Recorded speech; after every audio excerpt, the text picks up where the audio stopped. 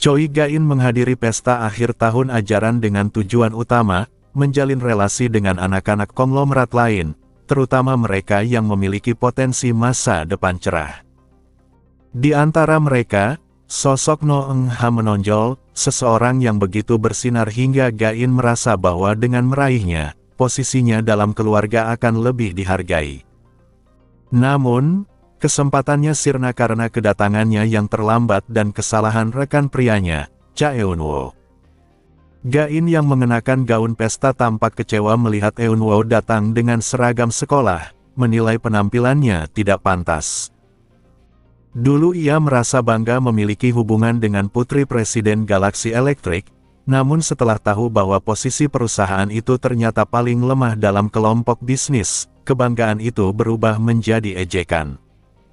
Eun-woo pun mulai menjadi sasaran perlakuan buruk dari Ga-in dan kawanannya. Di pesta itu, Mok Min-ho, pewaris Galaxy Products yang statusnya jauh lebih tinggi, menenangkan Ga-in ketika ia hampir menumpahkan amarahnya pada Eun-woo. Sikapnya yang berkelas membuat Ga-in kagum dan patuh. Mereka lalu berbicara tentang No Eun-ha dan kelompok lainnya, termasuk Bae Su-bin, yang sedang mencoba didekati Ga-in untuk menjadi bagian dari fraksi yang ia pimpin. Namun perhatian Ga-in kemudian tertuju pada seseorang yang membuatnya kesal, Jong Ha-yang. Gadis yang rendah hati dan selalu bergaul dengan siswa berpangkat rendah itu dianggap menjijikkan oleh Ga-in. Ia tahu latar belakang Ha-yang, termasuk hubungan darahnya dengan keluarga besar Sirius Group, dan hal itu membuatnya semakin muak karena Ha-yang tetap tampak bahagia meskipun statusnya tidak tinggi. Dengan rasa iri yang mendidih, Ga-in mendekati Ha-yang bersama kelompoknya. Siswa-siswa di sekitar Ha-yang segera mundur, menyadari aura konfrontatif yang memancar dari Ga-in. Meski begitu, Ha-yang tetap tenang dan menatapnya tanpa rasa takut. Situasi menegang ketika anak-anak di belakang Ha-yang mencoba membela, namun Ga-in dengan sinis menegur mereka dan mempermalukan Ha-yang di depan umum. Ketika suasana memanas, Ha-yang malah menjawab dengan tenang dan senyum ringan, berkata bahwa mungkin benar ia tidak punya teman. Suara itu membawa mana, membuat semua orang di sekitar mendengarnya. Lalu dengan sikap yang tampak polos tapi menusuk, Ha-yang menambahkan bahwa semua orang juga tahu, hanya saja mereka tidak mengatakannya keras-keras. Jawaban itu membuat Ga-in kehilangan kata-kata. Ia hampir meledak, tapi Min-ho menahannya. Ga-in mencoba mengubah arah pembicaraan dan menantang Ha-yang dengan nada merendahkan, mempertanyakan mengapa Ha-yang tidak datang memberi salam pada Sirius Group sebagaimana tradisi antar keluarga konglomerat. Namun Ha-yang dengan tenang menjawab bahwa sebenarnya ia sudah meminta Yeon-ji untuk mengatur pertemuan, tapi Ga-in sendiri yang menolaknya. Terpojok, Ga-in berusaha memutarbalikkan fakta, namun akhirnya Ha-yang menutup percakapan dengan kalimat yang tampak polos tapi menghancurkan, bahwa darah biru itu bukan karena keturunan mulia, melainkan karena kandungan tembaga, lalu dengan ringan menyarankan agar Ga-in memeriksakan diri ke rumah sakit, dengan diskon, atas namanya. Ucapan itu membuat suasana membeku. Sementara itu, di tempat lain di pesta yang sama, No Eun-ha bertemu kembali dengan Yoo Do-jun, seseorang yang sangat dikenalnya dari kehidupan sebelumnya. Do-jun kini masih muda, tapi sudah menunjukkan kecerdasan dan kewaspadaan luar biasa. Ia menyinggung pertemuan mereka 2 tahun lalu, saat Eun-ha memberinya dokumen rahasia milik Dangun Construction. Tanpa ragu, Do-jun mengungkapkan analisis tajamnya bahwa Eun-ha sengaja memberinya dokumen itu untuk memicu konflik bisnis demi keuntungan pihak lain, dan mengaitkannya dengan keluarga Sirius dan Alice. Eun-ha tidak bisa lagi berpura-pura. Ia akhirnya menatap Do-jun dengan ekspresi serius, menyadari bahwa kecerdasan pria itu tidak berubah sedikit pun dari kehidupan sebelumnya. Do-jun menatapnya dan bertanya, "Kenapa aku? Dari semua orang, kenapa kau mempercayakan itu padaku?" Eun-ha tidak menjawab, tapi dalam hatinya ia tahu alasannya, karena ia mempercayai Do-jun. Dalam kehidupan sebelumnya, Do Jun adalah sosok jujur dan penuh prinsip, pewaris Yongwon Group yang tidak pernah ragu membantu, bahkan saat seluruh dunia bisnis berbalik melawan peri Ha Baek-ryun. Mengingat hal itu, Eng Ha berjanji pada dirinya sendiri untuk mempercayainya sekali lagi dalam kehidupan ini. Ketika Do Jun menyatakan bahwa tujuannya adalah menjadi raja, Eng Ha menjawab, "Baiklah, aku akan menjadikanmu raja." Ia berkata demikian karena tujuan mereka sejalan, melindungi Ha Baek-ryun dan menata ulang tatanan kelompok bisnis raksasa. Namun sebelum mereka bisa membicarakan lebih jauh, panggilan telepati dari Seona datang, memintanya segera datang. Eng Ha menoleh ke arah sumber suara dan menyadari bahwa keributan besar tengah terjadi. Choi Ga-in, Jong Ha-yang, dan bahkan Kim Gun-won dari kakak grup kini saling berhadapan. Tak lama, Hong Jin-woo dari Dangun Group juga muncul, membuat suasana semakin menegangkan. Dengan demikian, semua pewaris langsung dari top 10 bisnis grup kini berkumpul di satu tempat, seolah dunia bisnis muda sedang bersiap menyalakan kembali api persaingan besar mereka. Eng Ha menatap ke depan dengan langkah mantap, wajah tenang, dan aura percaya diri yang tajam. Dalam dirinya, satu keyakinan berakar kuat, permainan ini akan segera dimulai. Choi Ga-in kehilangan kendali atas dirinya. Wajahnya memerah karena amarah setelah mendengar kata-kata Jong Ha-yang. Ia berteriak, hendak menyerang, sementara Ha-yang tetap tenang, menatapnya sambil tersenyum. Pertengkaran antara pewaris Galaxy Group dan Alice Group, 2 dari 10 kelompok bisnis teratas, segera menarik perhatian seluruh aula pesta. Orang-orang berkerumun, mata mereka berbinar penuh rasa ingin tahu. Masing-masing pihak mulai berkumpul di belakang kedua gadis itu, membentuk dua kubu besar. Para siswa yang tidak memiliki hubungan dengan grup besar menonton dengan penuh antusias, menganggap perkelahian dua pewaris konglomerat sebagai hiburan di akhir pesta semester. Di antara mereka, Kim Gun-won dari kakak grup, yang juga merupakan keturunan langsung, tertawa kecil sambil memperhatikan kekacauan itu. Meski demikian, sebagai generasi ketiga konglomerat, ia tahu bahwa pertikaian terbuka di depan umum hanya akan mempermalukan status mereka. Ia mendekat, mencoba menengahi, mengingatkan bahwa masalah pribadi seharusnya diselesaikan secara tertutup. Tapi usahanya malah membuat dirinya ikut terseret dalam perselisihan. Tiga kubu kini saling berhadapan, Galaxy, Alice, dan kakak. Suasana semakin panas sampai akhirnya muncul sosok lain, Hong Jin-woo, keturunan langsung Dangun Group dari kelas 029. Ia berjalan masuk dengan angkuh, rambut disisir ke samping, tangan dimasukkan ke saku. Meskipun Dangun Group tidak sekuat dulu di antara top 10, Hong Jin-woo tetap memiliki wibawa sebagai senior di antara pewaris-pewaris muda. Ia memandang sekeliling dan mengejek, "Kalian bahkan tidak datang menyapaku." Menyedihkan. 2 tahun lalu, setelah dikalahkan oleh No Eng Ha, Hong Jin-woo mulai menunjukkan sisi yang lebih ambisius dan berkuasa. Ia mendekati kerumunan dan berhenti tepat di hadapan Eng Ha. Eng Ha menatapnya datar. Ia tidak pernah melupakan apa yang dilakukan Jin-woo 2 tahun lalu, menyakiti Seona, dan bahkan lebih jauh di kehidupan sebelumnya, menyakiti Lee Yu-jong. Mereka adalah musuh yang saling berhadapan, bukan teman. Hong Jin-woo tersenyum seolah tak terjadi apa-apa, mengulurkan tangan dan berkata bahwa semua sudah dilupakan. Tapi Eng Ha tahu, permusuhan mereka tidak akan pernah berakhir. Kini, keadaannya berbeda, ayahnya telah menjadi sekretaris utama Sirius Group, hubungannya dengan kelompok kuat seperti Sinpung dan Sungmo semakin solid, dan Alice Group kini beraliansi dengan Sirius, Luminous, serta YH Group. Jika Dangun Group berani menyentuh salah satu dari mereka, ketiga grup lainnya akan membalas dengan keras. Posisi Dangun di industri pemain pun menurun karena tekanan dari Sirius, Alice, dan Fine Group. Hong Jin-woo tentu tahu itu, namun tetap menantang. Ia menuding Eng Ha, mengatakan bahwa dirinya terlalu sombong karena merasa kuat di bawah perlindungan Sirius. Ia menertawakan bahwa perilaku seperti itu hanya akan membuat Sirius membuangnya bila terjadi masalah. Namun Eng Ha tidak terguncang. Ia tahu betul, Sirius hanya akan mempertahankan mereka yang punya nilai. Ia akan terus membuktikan kemampuannya agar Sirius tidak bisa menyingkirkannya. Hong Jinwo lalu menatapnya dengan tatapan mengejek, berkata, "Kau pikir hanya kau yang punya kemampuan?"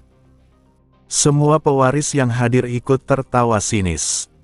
Senior menganggapnya sombong, sementara para siswa baru yang tahu kemampuan Eng Ha pun menilai bahwa batasnya akan segera terlihat. Mereka semua percaya Eng Ha akan mencapai titik mentok dan gagal bersinar lagi. Namun, bagi Eng Ha, itu bukan kesombongan, itu keyakinan.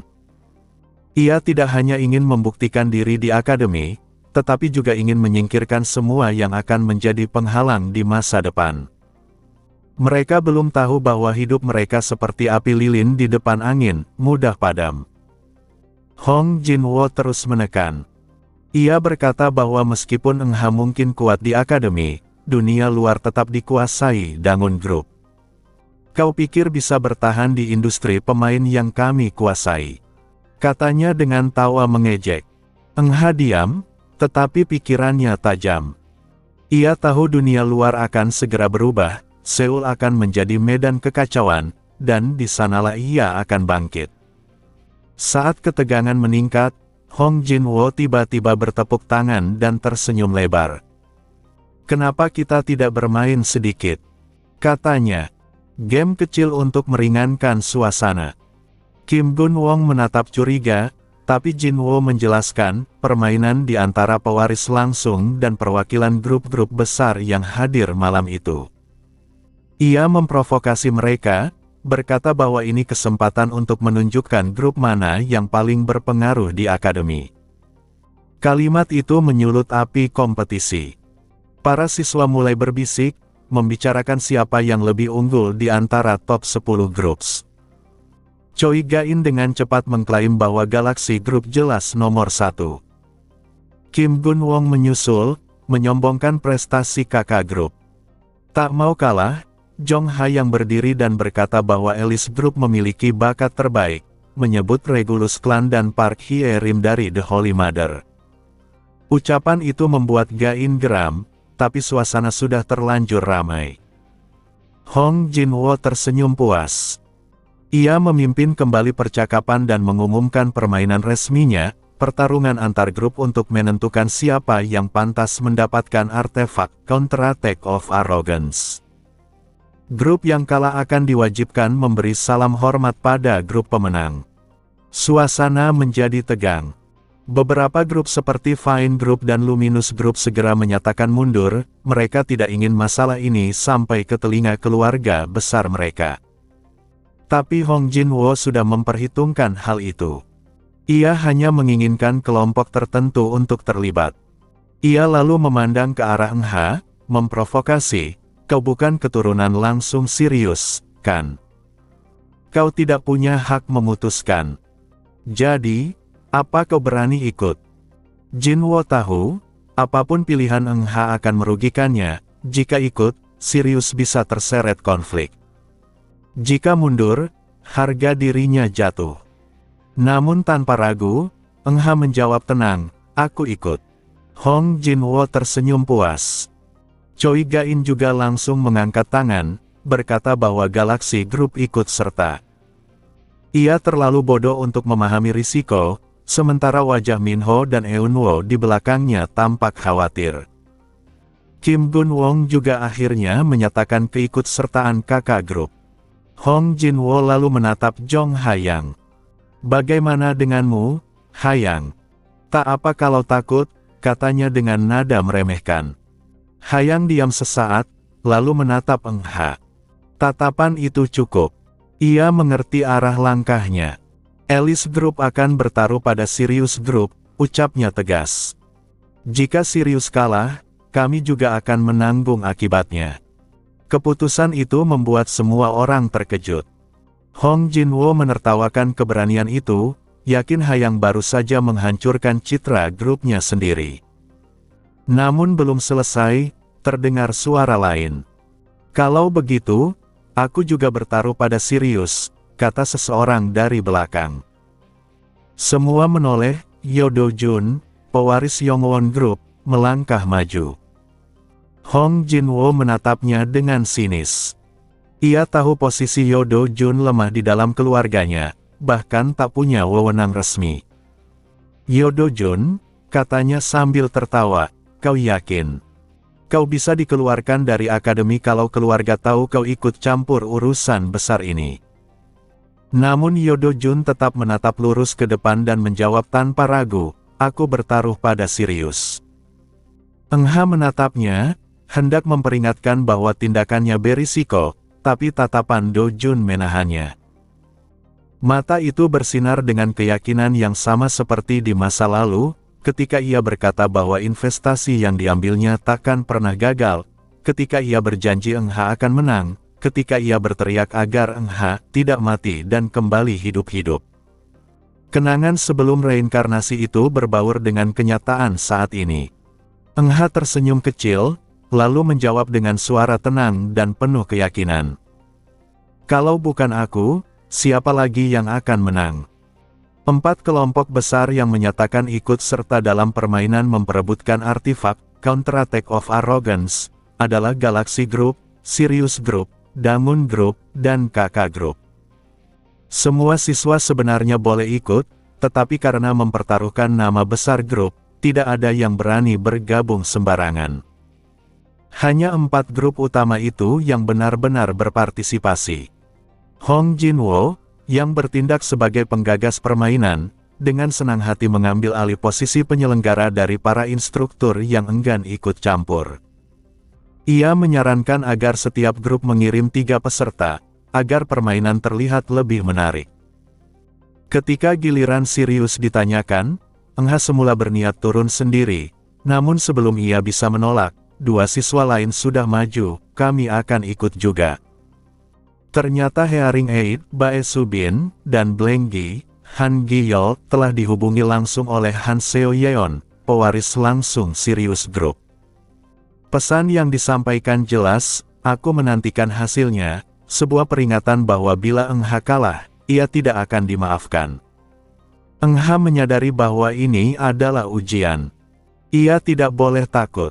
Masing-masing grup mulai memilih peserta. Dari Kakak Grup, 1 siswa dipilih dari tiap angkatan. Mengejutkan, Kim Gun-wong sendiri tampil sebagai peserta tahun pertama. Dari Galaxy Group, Choi Ga-in mengirim Mok Min-ho bersama 2 siswa unggulan lainnya, semua adalah calon pemain ternama dalam kehidupan sebelumnya. Dari Damun Group, semua peserta adalah siswa tahun ketiga, menunjukkan niat Hong Jinwoo untuk benar-benar menekan lawan. Sementara Sirius Group hanya memiliki 3 perwakilan, Engha, Subin, dan Gi-yeol, semuanya pengguna pedang, bukan senjata api seperti lawan. Engha menatap peserta-peserta lain. Ia mengenali salah satunya, Choi Jun-ho, murid tahun ketiga Damun Group, orang yang, dalam kehidupan sebelumnya, dikenal sebagai King of Counterattack, pemegang asli artefak yang kini diperebutkan. Arena permainan dipindahkan ke luar ruangan. Aturannya sederhana, menembak diskus yang berterbangan menggunakan senjata api. Namun di antara diskus itu, ada yang diberi sihir ilusi dan pergerakan acak, membuat permainan jauh lebih sulit. Grup-grup lain mengirim pemain yang ahli menembak, tapi Sirius tidak punya siapapun seperti itu. "Engha, kau bisa menembak, kan?" tanya Subin dengan cemas. "Jangan khawatir," jawabnya tenang. "Aku pernah latihan dulu, walau hasilnya tidak bagus." Subin dan Gi-yeol menatapnya ragu, namun permainan segera dimulai. Peserta pertama dari Galaxy Group gagal di disk ke-6 karena terkena diskus terkutuk yang berbelok mendadak. Skornya hanya 5 poin. Choi Ga-in marah besar, menamparkan peserta itu di depan umum, membuat para siswa lain mencibir sikapnya. Kakak grup mencatat 6 poin, sementara peserta pertama dari Dangun Group berhasil menembak 8 diskus, disambut tepuk tangan. Hong Jinwo tersenyum lebar ke arah Eng Ha, seolah mengejeknya. Lalu giliran Sirius Group tiba. Subin, peserta pertama mereka, mencetak 5 poin saja. Ia menunduk, mendengarkan ejekan dari sekitar tanpa berani menatap. Ingat suara mereka, bisik Eng Ha. Nanti mereka semua akan berlutut. Giliran kedua, Kim Gun Wong dari kakak grup mencetak 10 poin, membuat grupnya bangga. Namun Dangun membalas dengan 13 poin. Giyol dari Sirius yang tampil berikutnya gugup, dan hanya menembak 3 diskus sebelum gagal. Eng Ha tidak menenangkannya. Ia tahu, pria itu perlu memahami batas dirinya sendiri. Saat giliran terakhir Galaxy Group, Mok Min Ho tampil. Dengan kecepatan luar biasa, ia menembak jatuh 17 diskus, termasuk 1 dis terkutuk, prestasi luar biasa untuk siswa tahun pertama. Semua orang kagum. Choi Gain bangkit dengan bangga, mengakuinya sebagai bawahannya. Tapi Min Ho justru membungkuk pada Eng Ha, bukan padanya. Min Ho mendekat dan dengan nada serius berkata, "Kau tidak bisa menang. Lebih baik mundur sekarang, sebelum mempermalukan grupmu." Eng Ha menjawab tenang, "Tidak perlu khawatir. Aku akan baik-baik saja." Min Ho mengerutkan kening, lalu kembali ke tempatnya. Galaxy Group, 29 poin. Kakak Group, 28 poin. Kini giliran terakhir Dangun Group, Choi Jun Ho. Ia menembak dengan presisi menakutkan. Setiap dis yang muncul hancur sebelum mencapai puncaknya. Ia bahkan menembak jatuh dis terkutuk tanpa ragu. Totalnya 25 poin. Ia berdiri di depan Eng Ha, menunduk, lalu berbisik, "Kau sudah mati." Namun tiba-tiba, Jun Ho menggigil, tangannya mencengkeram leher sendiri. Ia tersedak, jatuh, dan berguling di lantai sambil tercekik, seolah tak bisa bernapas. Para siswa membeku. Eng Ha hanya melangkah melewati tubuhnya dengan tenang. Hong Jinwo menatapnya, wajahnya memucat. "Bagus membersihkannya," kata Eng Ha ringan sambil mengambil senjata. Dis pertama meluncur.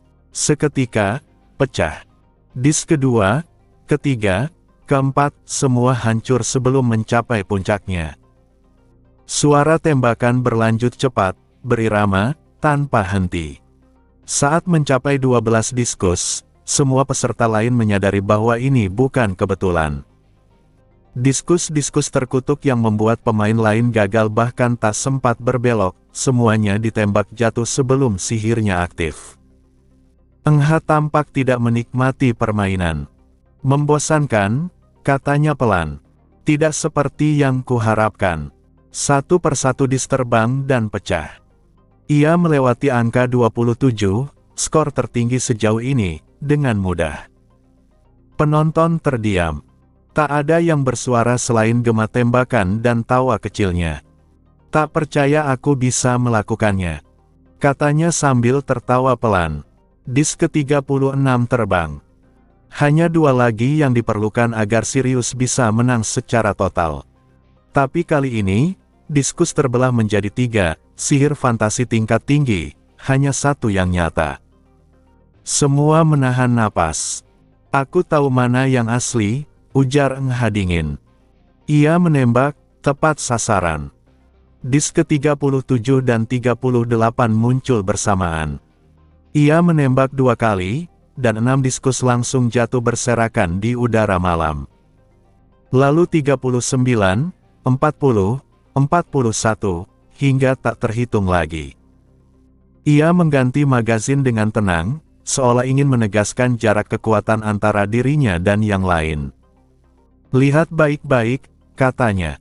"Inilah perbedaan kita." Ketika permainan berakhir, bahkan para instruktur tidak langsung bereaksi. Mereka hanya menatap papan skor.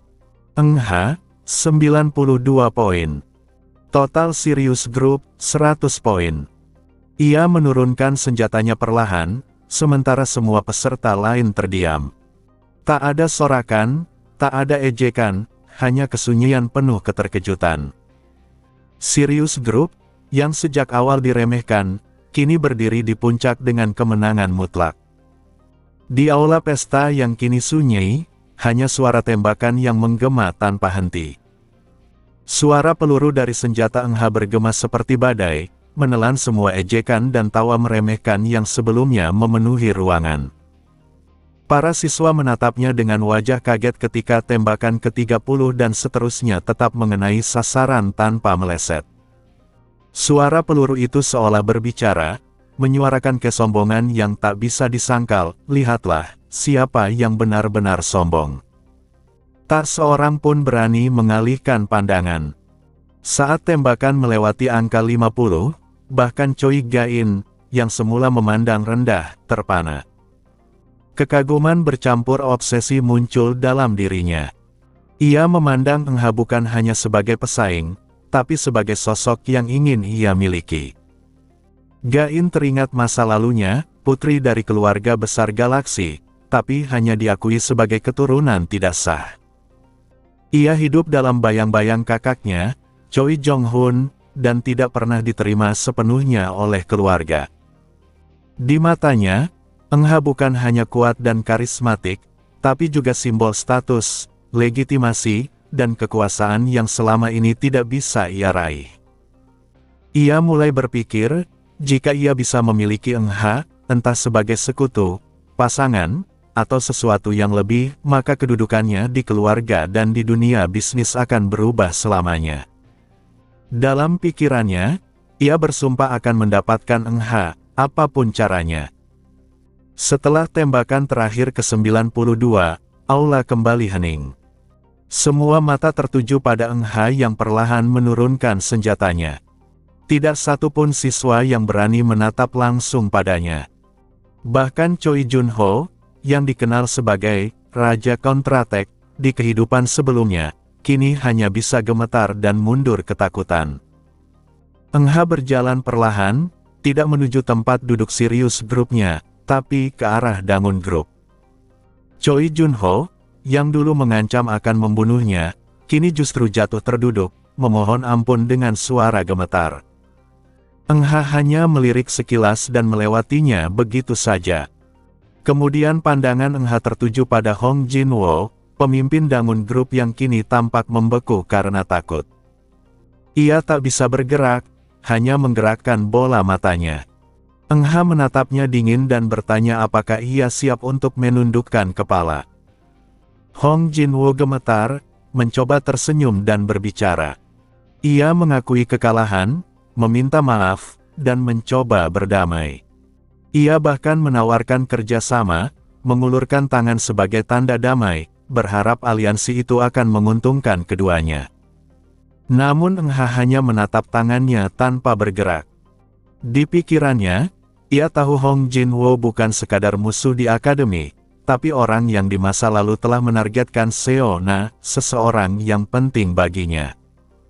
Tak peduli seberapa banyak Jin-wo berubah, Engha telah memutuskan untuk tidak pernah memaafkannya.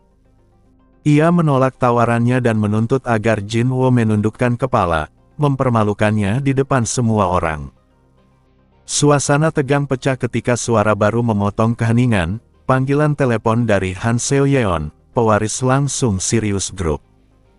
Hearing Aid menyerahkan ponselnya kepada Jin-wo, dan suara Seo-yeon yang riang terdengar di pengeras suara, menertawakan situasi seolah itu hanya permainan ringan. Namun di balik tawa itu tersirat pesan serius, Sirius tidak akan membiarkan salah satu anggotanya dipermalukan tanpa balasan. Ia juga mengingatkan bahwa tidak pantas memaksa seseorang dari kelompok lain untuk menyapa secara resmi tanpa izin. Lewat kata-kata halusnya, Seo-yeon menegaskan bahwa Sirius akan menutupi situasi ini dan menggantinya dengan utang kehormatan, bentuk negosiasi antar kelompok bisnis besar. Dengan itu, Jin-wo lolos dari penghinaan terbuka, sementara Engha menyadari bahwa posisinya, meski kuat, masih dibatasi oleh permainan politik yang lebih besar. Setelah panggilan berakhir, masing-masing anggota grup bisnis bereaksi berbeda. Choi Ga-in masih terobsesi pada Eng Ha dan berjanji dalam hati akan mendekatinya.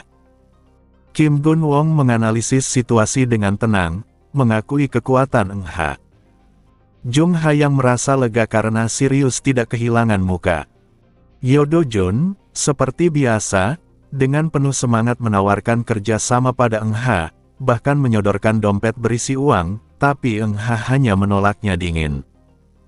Malam itu, setelah semua selesai, Eng Ha berbaring di ranjang asramanya dan memandangi kalung perak dengan batu ungu kemerahan di tengahnya, hadiah kemenangan dalam permainan Counter-Attack of Arrogance. Kalung itu adalah artefak langka yang dapat memantulkan semua serangan sihir 1 kali setiap hari. Eng Ha mengenalnya dengan baik. Di kehidupan sebelumnya, Choi Jun Ho lah yang memiliki benda ini. Namun kini, artefak itu menjadi miliknya. Ia menatapnya lama, merasakan sensasi kekuatan yang melingkupi dirinya. Di masa lalu, ia tidak memiliki alat pertahanan seperti ini karena terlalu fokus pada serangan. Tapi kini, dengan Counter-Attack of Arrogance, ia memiliki keseimbangan antara serangan dan pertahanan yang sempurna. Eng Ha memejamkan mata dengan perasaan puas. Dalam diam malam itu, semester pertama tahun pertamanya di Akademi Menengah pun resmi berakhir, dengan dirinya berdiri di puncak, membawa nama Sirius Group semakin tinggi, dan menegaskan bahwa kebanggaan sejati hanya milik mereka yang pantas menyandangnya. Setelah tahun ajaran berakhir, musim libur musim panas pun datang, namun Eng Ha tidak langsung beristirahat dengan tenang. Ia hanya bermalas-malasan selama 3 hari di rumah sebelum sadar bahwa ia tidak boleh menyia-nyiakan libur pertamanya sejak masuk akademi. Saat makan siang, ia mendapati rumahnya cukup sepi, ayahnya sedang bekerja, kakeknya tidur, dan kakaknya Eng Ha keluar menemui teman.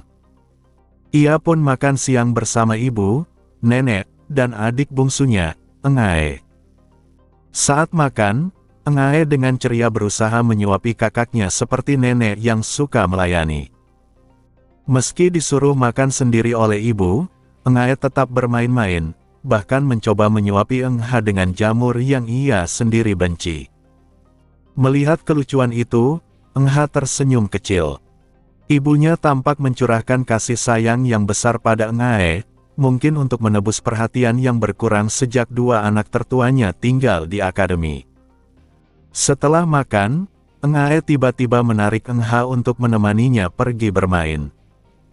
Di tangga, Eng Ha bertanya apakah sekolah Eng Ae menyenangkan, dan adiknya menjawab dengan semangat.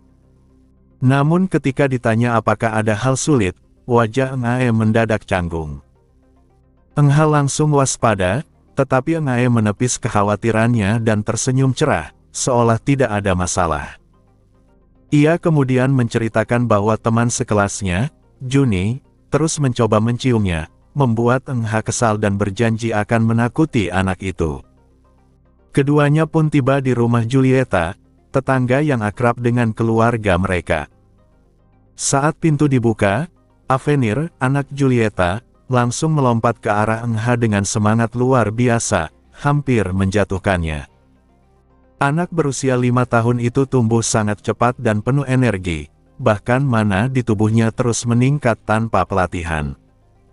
Eng Ha merasa kagum, membayangkan bahwa kelak Avenir bisa menjadi pemain dealer yang tak tertandingi di Korea. Julieta muncul dengan gaun indah, dan Eng Ha meminta maaf karena mengetuk pintu terlalu keras. Ia sengaja tidak menyebut masalah anak laki-laki yang ingin mencium Eng Ae.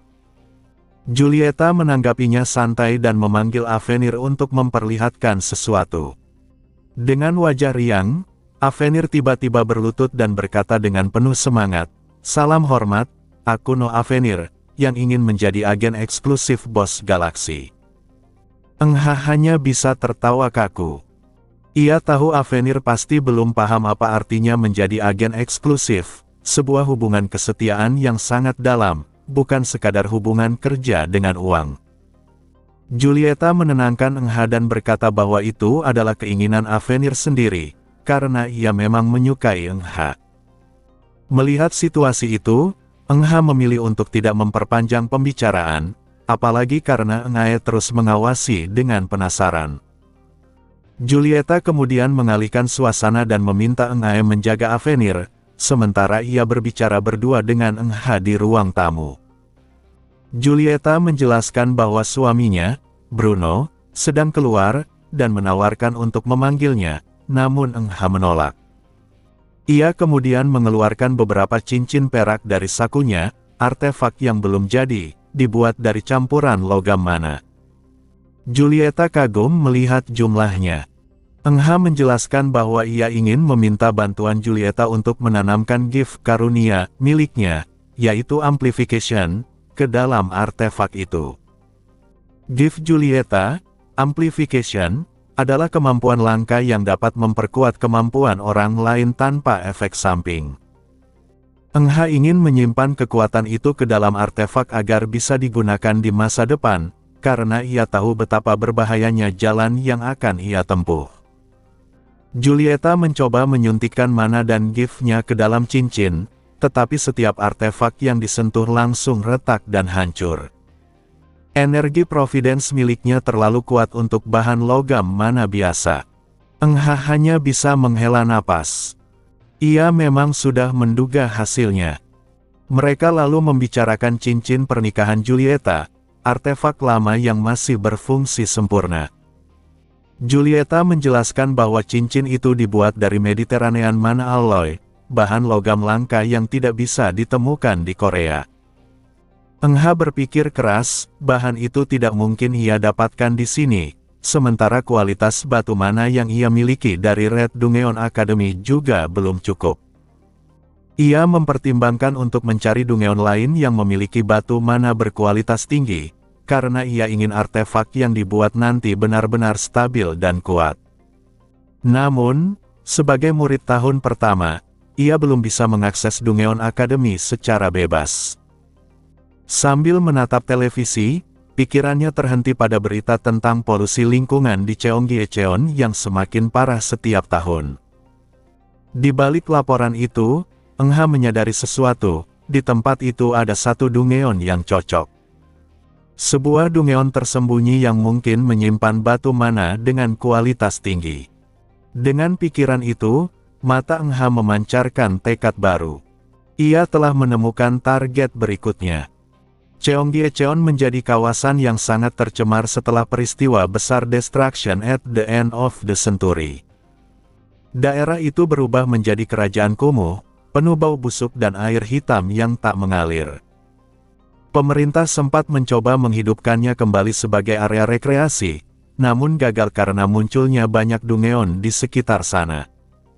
Warga tak berani melintas, dan daerah itu akhirnya menjadi tempat tinggal bagi kaum miskin serta wanita-wanita jalanan yang menetap di sana. Akibatnya, Cheonggyecheon dibiarkan tanpa perawatan hingga menjadi simbol kerusakan lingkungan di jantung Seoul. Ketika Seoul sempat runtuh dan dibangun kembali, pemerintah mulai mengalokasikan dana untuk menata kembali wilayah itu, termasuk menemukan Dungeon-Dungeon tersembunyi di bawah permukaan. Engha pun ikut dalam kegiatan sukarelawan membersihkan Cheonggyecheon, bukan semata untuk berbuat baik, tetapi untuk menemukan Dungeon yang diyakininya menyimpan batu mana berkualitas tinggi. Hari itu terik dan menyengat. Engha datang bersama teman-temannya, Minji, Serna, Enghyuk, Parang, Hayang, dan lainnya. Namun begitu mereka mulai membersihkan aliran air hitam yang berbau busuk, keluhan pun bermunculan. Minji, sambil membawa penjepit sampah dan keranjang besar di punggungnya, terus mengomel karena harus memungut kaleng dan plastik di tengah panasnya musim panas. Teman-teman lain juga tampak lelah dan kesal, terutama karena Engha lah yang mengajak mereka dengan alasan melakukan hal baik. Engha tahu bahwa ia sudah berbohong, niatnya bukan benar-benar kegiatan sosial, melainkan mencari pintu masuk Dungeon tersembunyi. Ia tak ingin datang sendiri karena daerah itu bersemak dan berbau tajam, jadi ia memanfaatkan kegiatan sukarelawan untuk menjelajah tanpa menimbulkan kecurigaan. Ia juga berpikir bahwa teman-temannya akan mendapat latihan praktis di sini, mengingat terkadang muncul monster tingkat rendah di area seperti itu. Namun para teman tak mengerti niatnya. Serna bahkan mengancam dengan penjepit sampahnya, sementara Eng Hyuk menatap dengan pandangan kecewa. Hanya Jong Ha-yang yang tetap diam, tapi diamnya justru mencekam. Ia menyalurkan kemarahan dengan membantai monster tingkat 9 yang muncul dari air hitam, seolah-olah yang ia serang adalah Eng Ha sendiri. Kegiatan sukarelawan itu juga diikuti oleh Alice Group, organisasi besar milik Min Jun-sik, kakek Eng Ha. Atas persetujuan kakeknya, Jong Ha-yang pun diminta ikut serta. Mungkin sang kakek ingin para murid melihat sisi dunia yang hancur ini, pemandangan perempuan di jendela rumah reot, pengemis mabuk yang memaki dunia, dan suasana kumuh yang menyesakkan. Di tengah aktivitas itu, Min Ji menjerit ketika seekor tikus besar berenang mendekat.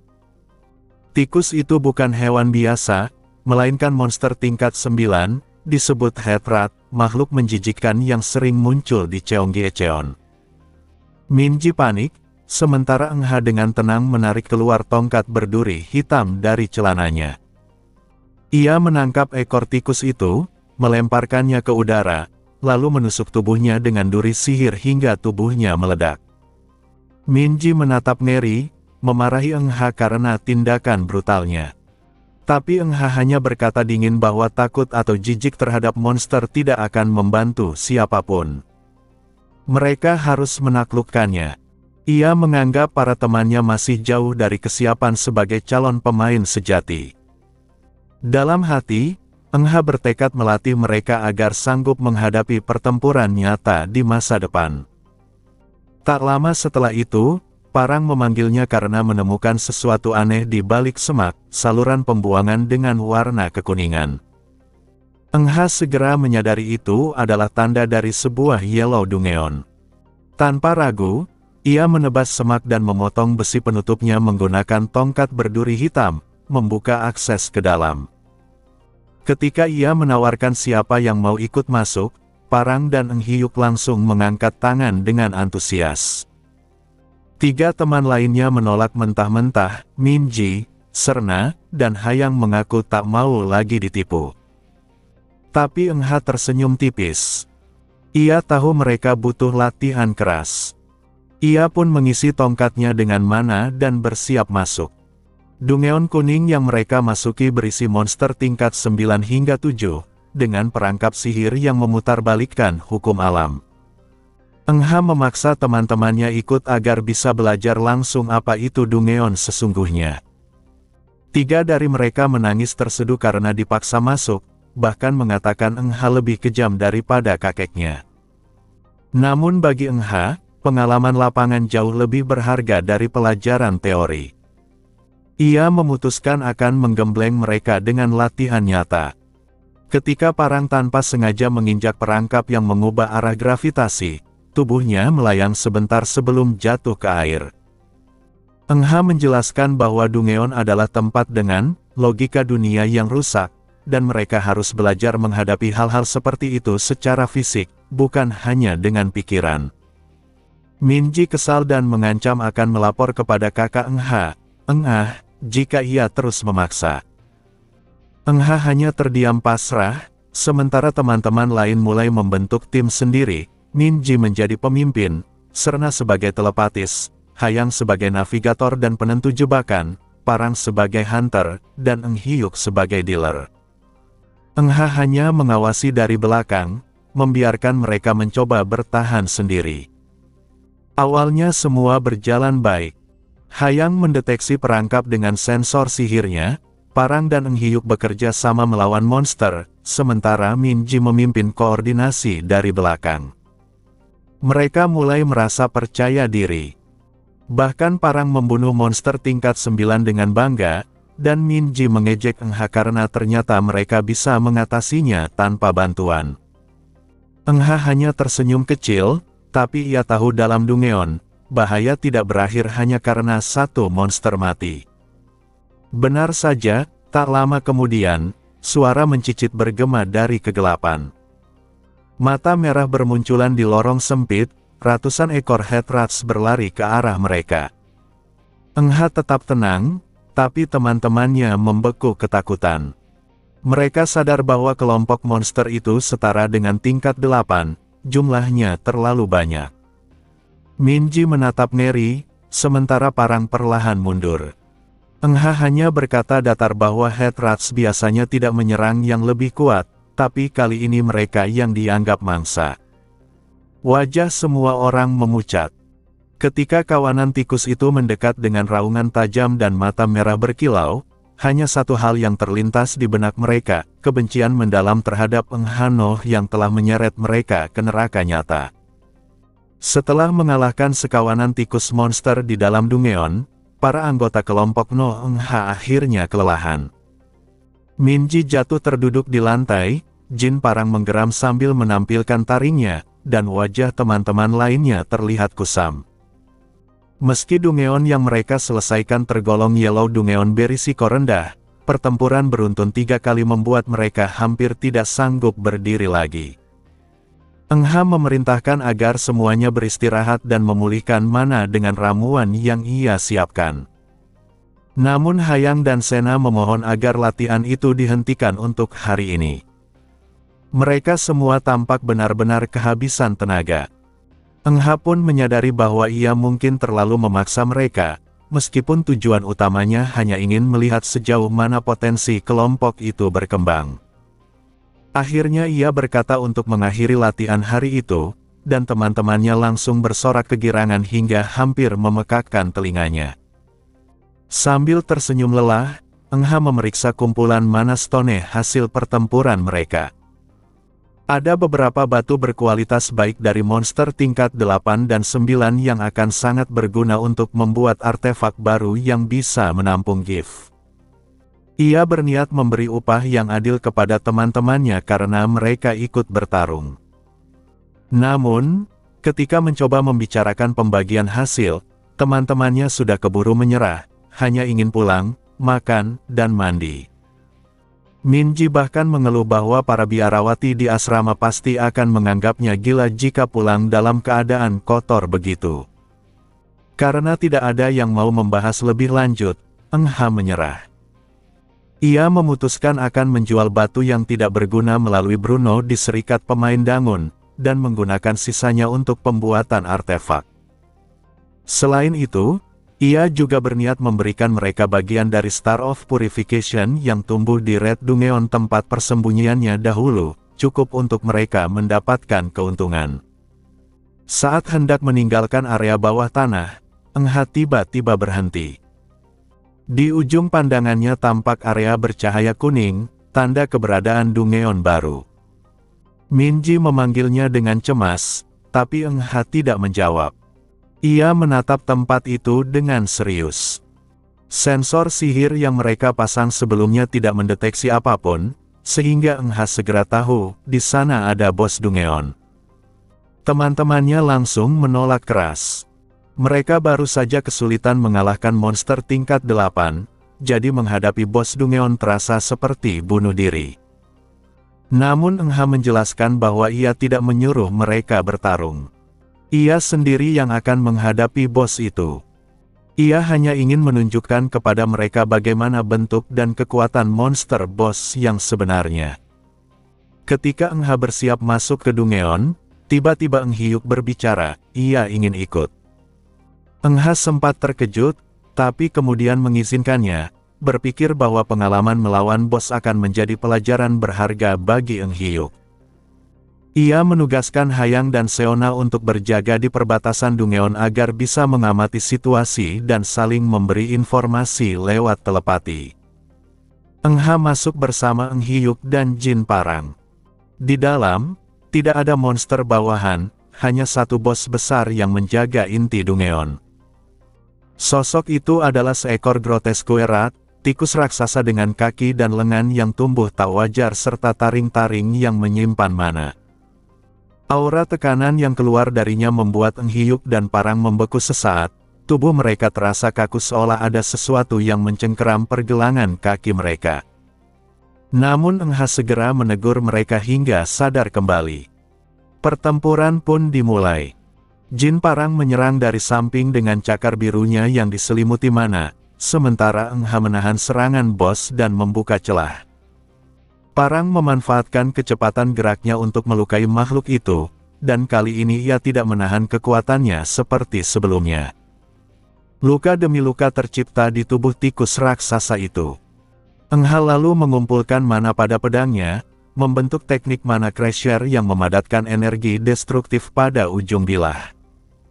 Ia melompat dan menancapkan pedangnya ke perut monster itu hingga darahnya memuncrat. Saat tubuh makhluk itu jatuh ke permukaan air, Eng Ha memanggil Eng Hyuk untuk memberikan pukulan terakhir. Eng Hyuk menyuntikkan seluruh mana ke dalam pedangnya, lalu menebas dengan sekuat tenaga. Serangan itu membelah kepala monster menjadi dua. Tubuh besar itu pun hancur menjadi partikel cahaya, tanda kematian dan pembersihan Dungeon. Setelah pertarungan selesai, Eng Ha menegur Eng Hyuk bahwa meski kekuatannya sudah cukup, kontrol dan penggambaran image mananya masih kurang baik. Banyak energi yang terbuang di tengah jalan, sehingga kekuatan mana crusher-nya belum maksimal. Ia menjelaskan bahwa inti dari sihir adalah membangun image di dalam providensi dunia, dan semakin jelas serta cepat seseorang menggambarkannya, semakin efektif sihirnya. Namun sebelum sempat melanjutkan penjelasan, ia melihat Seona sedang membantu Eng Hyuk minum ramuan pemulih mana sambil memarahinya karena hampir pingsan. Parang yang melihat kejadian itu hanya pura-pura menutup mulutnya. Eng Ha menggeleng, merasa lelah menghadapi tingkah bawahannya. Eng Hyuk akhirnya tertidur dengan tenang setelah minum ramuan. Eng Ha menatapnya dan bergumam agar Eng Hyuk terus tumbuh kuat. Dari tubuh bos monster itu, mereka mendapatkan mana stone dan skill stone berkualitas tinggi. Batu keterampilan itu ternyata tidak bereaksi pada Eng Ha, melainkan pada tangan Eng Hyuk yang memegangnya, sinarnya bersinar kuat menandakan kecocokan sempurna. Eng Ha menyerahkan batu itu padanya tanpa ragu. Ia tahu dirinya tak memerlukannya, karena intuisi alaminya sudah cukup tajam. Sebaliknya, Eng Hyuk membutuhkan kekuatan itu. Skill stone itu kemudian melebur ke tubuh Eng Hyuk, memperkuat nalurinya dan meningkatkan intuisi tempurnya lebih jauh. Hari itu, Eng Ha menutup latihannya dengan hasil besar, teman-temannya mendapatkan pengalaman berharga, dan Eng Hyuk memperoleh kekuatan baru. Setelah berdirinya pemerintahan Seonnyeol, Jongno-gu menjadi pusat administrasi Republik Korea karena kepompong yang terpasang di Jongmyo-jeongjeon menunjukkan kekuatan terbesar di antara semua kepompong di Korea. Seoul menjadi kota pertama yang bangkit dari kehancuran dunia, khususnya wilayah Gangbuk yang berhasil mengusir para monster setelah peristiwa End of the Century Destruction. Gangbuk kemudian berkembang pesat sebagai pusat akademi pemain dan lembaga pengelola mana. Namun, 6 tahun kemudian, kemakmuran itu berakhir ketika monster menyerang dan kepompong di sungai Han hancur tanpa peringatan. Di masa kini, Eng Ha menuju kawasan kumuh di perbatasan Bomun-dong dan Sungin-dong. Sebelum pemerintahan Seonnyeol terbentuk, Sungin-dong termasuk wilayah administratif Jongno-gu. Namun setelah reorganisasi, wilayah ini dimasukkan ke dalam Seongbuk-gu bersama Hyewadong. Berbeda dari Hyewadong yang makmur, Sungin-dong berkembang menjadi daerah miskin dan berantakan. Rumah-rumah reyot di perbukitan menjadikannya daerah kumuh yang tak tersentuh pembangunan. Di kawasan itu, banyak informasi gelap beredar. Orang-orang berkuasa sering membocorkan rahasia di balik hubungan gelap, sementara mereka yang bekerja di rumah orang berpengaruh menjual informasi majikan mereka. Segala rahasia dapat diperoleh melalui jalur informal di kawasan kumuh, tempat rumor dan bisikan menjadi barang dagangan. Eng Ha memahami bahwa siapapun yang menguasai lorong belakang Seongbuk-gu dapat menguasai informasi. Saat ia melangkah lebih dalam ke dalam gang sempit, beberapa orang mengikuti dari belakang. Eng Ha menyadari kehadiran 5 orang, lalu dengan sengaja menendang gerbang untuk memancing mereka keluar. Suara dentuman membuat para pengejarnya menunjukkan diri. 5 orang muncul, dan 1 pria besar menghadang di ujung jalan. Mereka mengira Eng Ha hanya anak kecil yang menantang, tetapi dalam sekejap Eng Ha menyerang lebih cepat dari reaksi mereka, menjatuhkan 1 orang yang menghina ibunya. Eng Ha menginjak punggung pria yang pingsan dan berkata agar pesan disampaikan kepada Lee Kang Hyuk, penguasa lorong-lorong Seongbuk-gu di kehidupan sebelumnya. Tak lama, Eng Ha bertemu langsung dengan Lee Kang Hyuk. Pria itu bertubuh gemuk, berwajah ramah namun licik, menyambutnya dengan tawa besar dan kata-kata seolah mereka teman lama.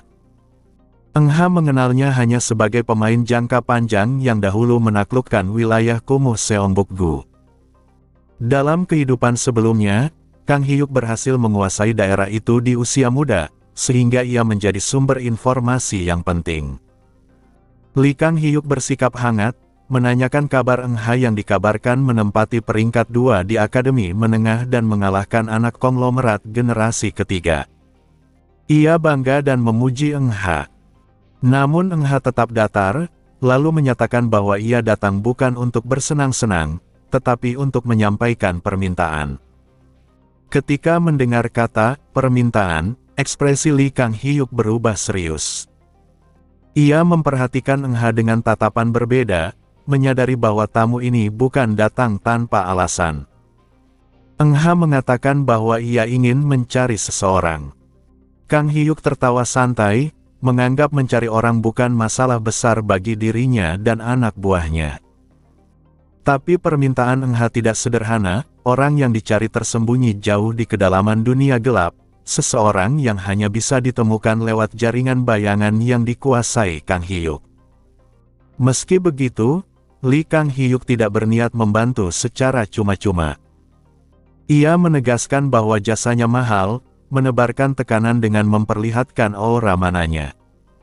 Eng Ha hanya memandangnya tanpa gentar, menilai kemampuan Kang Hyuk tidak efisien. Ia menanggapi bahwa ia akan membayar harga yang diminta. Kang Hyuk mengejek, menyangka Eng Ha hendak membayar dengan kartu sponsor Sirius Group. Eng Ha menegaskan bahwa ia membawa artefak dan batu sihir berkualitas rendah untuk ditukar. Kang Hyuk kemudian tertawa dan berkata bahwa karena Eng Ha teman lamanya, ia bisa memberi harga murah, tapi dengan satu syarat. Ia mendekat, tersenyum serakah, dan menyatakan syarat itu, perkenalkan aku pada Eng Ha, hanya sekali saja. Ucapan itu membuat Eng Ha terdiam sejenak, lalu matanya membesar. Ia tidak percaya apa yang baru didengarnya. Kemarahan naik perlahan, tangannya mengepal. Semua niat untuk bersikap lunak lenyap. Aura mana dalam tubuhnya meningkat tajam, membuat orang-orang di ruangan menegang. Namun Lee Kang Hyuk, tenggelam dalam pikirannya sendiri, tidak menyadari bahaya yang ia ciptakan sendiri. Saat sudut bibir Eng Ha mulai terangkat, terlambat sudah bagi siapapun untuk menghentikan apa yang akan terjadi. Para pemain sering menyebut seseorang dengan julukan Leaveid atau Drift, seorang ranger dari kelompok Gypsophila. Mereka menilai pria itu berbahaya dan tidak dapat dipercaya, sebab dia dikenal sebagai pembohong yang sulit dijamin kebenarannya. Namun bagi Euna, dialah satu-satunya orang yang dibutuhkan.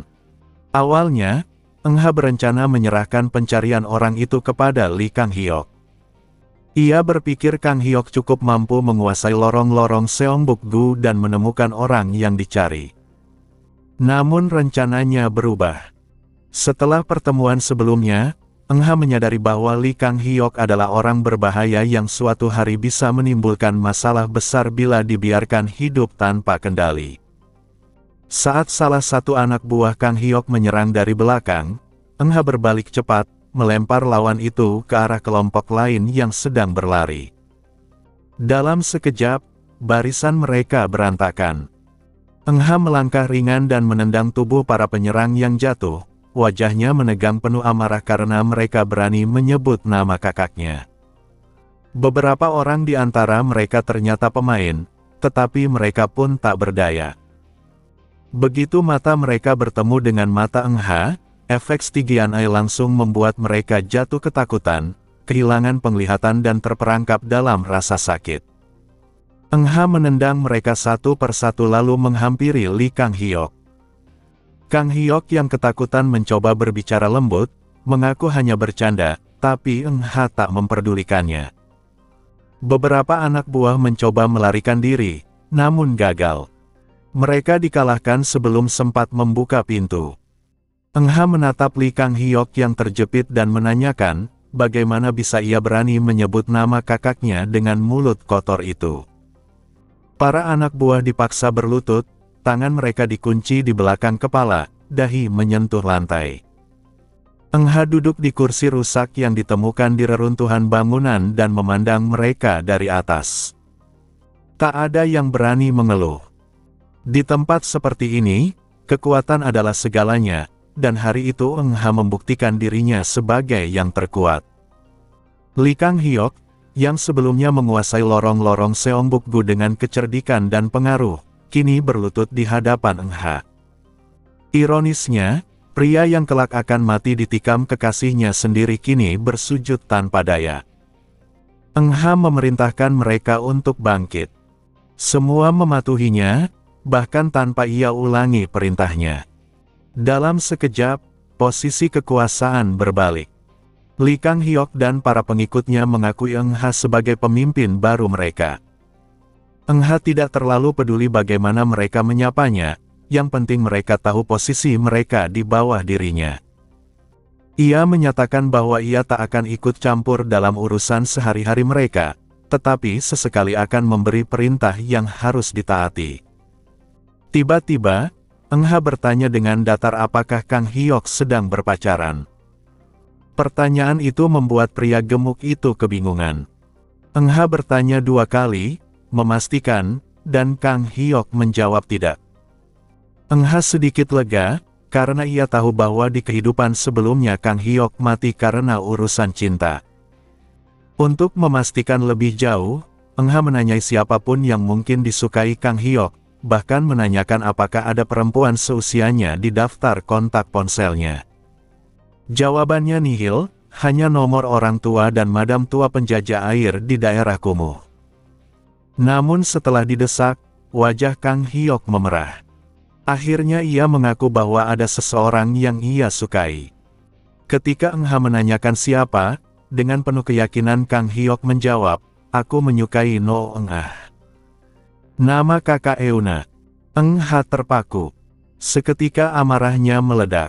Ia memutuskan bahwa orang seperti ini harus dididik ulang. Suara bentakan dan pukulan terdengar di seluruh ruangan. Ketika selesai, wajah Kang Hyok bengkak seperti disengat lebah. Ia kini berlutut dengan kepala menunduk, benar-benar tunduk. Setelah puas, Eng Ha memastikan sekali lagi bahwa pria itu tidak akan berani mendekati kakaknya. Ia merasa muak tapi juga geli mengetahui bahwa penyebab obsesi Kang Hyok hanyalah interaksi ringan semasa SD, ketika Eng Ha bersikap ramah padanya. Ia menilai bahwa pria ini memerlukan pengawasan jangka panjang agar tak mengulangi kesalahan masa lalu. Namun, Eng Ha menyadari sisi baiknya, Kang Hyok yang terobsesi dengan Eng Ah tak akan tertarik pada wanita lain. Itu berarti masa depannya bisa berubah. Mungkin kematiannya di masa lalu dapat dihindari. Pikiran itu membuat Eng Ha tersenyum samar. Setelah menenangkan diri, Eng Ha kembali ke inti pembicaraan. Ia memerintahkan Kang Hyok untuk mencari seseorang, pemain bernama Chok Sae, yang dikenal dengan julukan Lea Feit atau Drift, seorang runner yang di masa depan akan mati di Abyss Dungeon. Eng Ha yakin pria itu belum menjadi pemain penuh saat ini, namun sudah hidup di dunia bawah tanah Seoul. Kang Hyok setuju, mengatakan bahwa mencari orang adalah keahliannya. Eng Ha menjelaskan bahwa orang itu kemungkinan berada di wilayah Gangbuk, dan memperingatkan agar tidak mencari dengan nama aslinya, karena dia dikenal dengan julukan Kating di lingkaran bawah. Eng Ha menegaskan bahwa jika tidak ditemukan di permukiman kumuh, pencarian harus dilanjutkan ke pasar bawah tanah di Cheonggyecheon, tempat yang bahkan para preman Seongbuk-gu pun takut untuk datangi. Kang Hyok dan anak buahnya pucat mendengar perintah itu. Mereka tahu pasar bawah tanah bukan tempat bagi orang biasa, bahkan berisiko mati hanya karena salah bicara. Namun Eng Ha tetap teguh, memerintahkan mereka untuk melakukan apapun yang perlu dilakukan. Lee Kang Hyok tak punya pilihan selain menunduk dan menerima tugas itu. Ia tahu menolak berarti mati. Eng Ha hanya berkata singkat bahwa ia akan menunggu hasilnya, dan jika mereka gagal, ia sendiri akan menunjukkan seperti apa neraka itu. Setelah menyelesaikan urusannya, Eng Ha keluar dari wilayah kumuh. Keringatnya menetes. Udara di sana terlalu pengap. Ia berjalan cepat pulang, berniat mandi air dingin begitu tiba di rumah. Tiba-tiba, ponselnya bergetar. Pesan dari grup direktur, masuk. Pengumuman tempat menginap untuk kegiatan eksplorasi budaya liburan musim panas. Aktivitas pertama akan diadakan di pantai selatan. Eng Ha menatap layar, terdiam sesaat, sebuah jeda kecil setelah hari penuh kekerasan dan intrik. Kegiatan klub eksplorasi budaya akhirnya dimulai dengan agenda, perkemahan musim panas, selama 2 malam 3 hari. Para anggota berkumpul di stasiun Seoul dengan pakaian santai layaknya orang yang hendak berlibur. Dari semua anggota, 2 orang yang paling mencolok adalah No Eng Ha dan Kim Min Ji. Min Ji mengenakan kacamata hitam besar sejak pagi dan berpakaian sangat terbuka, atasan halter hitam tanpa lengan yang memperlihatkan bahu dan sedikit perut, serta celana pendek biru yang hanya menutupi bagian bawah. Ia berkata bahwa musim panas adalah musim untuk menunjukkan kulit. Eng Ha tampak kesal melihatnya dan membandingkan Min Ji dengan kakaknya, Eng Ah. Min Ji menjawab sinis, menyebut Eng Ha seperti kakak obsesif. Eng Ha merasa canggung melihat Min Ji yang semakin menunjukkan sisi femininnya. Ia menyadari bahwa tubuhnya sendiri mulai tumbuh dan mendekati masa remaja. 2 rentang waktu dalam dirinya, jiwa yang matang dan tubuh remaja, mulai menyatu perlahan. Ia menegaskan pada dirinya bahwa meskipun tubuh dan pikiran kelak seimbang, tujuannya hidup kembali tetap harus dijalankan tanpa henti. Min Ji menggoda Eng Ha dengan menyebut bahwa Hayang dan Seona adalah final boss, karena membawa pakaian renang yang akan membuatnya terkejut nanti. Eng Ha penasaran, namun Min Ji hanya tersenyum dan pergi. Ia kemudian memperhatikan 2 gadis itu, Seona dengan gaun putih bahu terbuka dan rambut pirang, serta Jung Ha yang dengan gaun putih polos dan topi jerami. Sementara itu, Jin Parang muncul mengenakan kemeja aloha, celana pendek bermotif bunga, dan membawa pelampung besar. Eng Ha ingin menutupi wajahnya karena malu. Ia sudah melarang kakaknya membawa peralatan menyelam, tapi Parang tetap nekat. Perjalanan dengan kereta dari Seoul ke Busan membutuhkan waktu lama karena jalur harus sering berhenti untuk pemeriksaan keamanan dari serangan monster. Eng Ha memakai penutup mata dan berencana tidur sepanjang perjalanan. Ketika rombongan lain datang, Cha Eun-woo muncul bersama Mok Min-ho. Semua terkejut melihat pipi Eun-woo yang bengkak dan tangannya diperban. Eun-woo beralasan ia jatuh dan tersiram kopi panas, namun jelas tidak ada yang percaya karena luka itu tampak seperti bekas pukulan. Suasana canggung terpecah ketika Min-ho mencoba bercanda dan mengalihkan pembicaraan. Ketua klub kemudian meminta semua orang naik ke gerbong masing-masing. Saat naik, Eng Ha memanggil Min-ho dan menanyakan luka Eun-woo. Min-ho menjawab tajam bahwa itu bukan urusannya dan menyuruh Eng Ha tidak ikut campur, karena yang terbaik bagi Eun-woo adalah diam.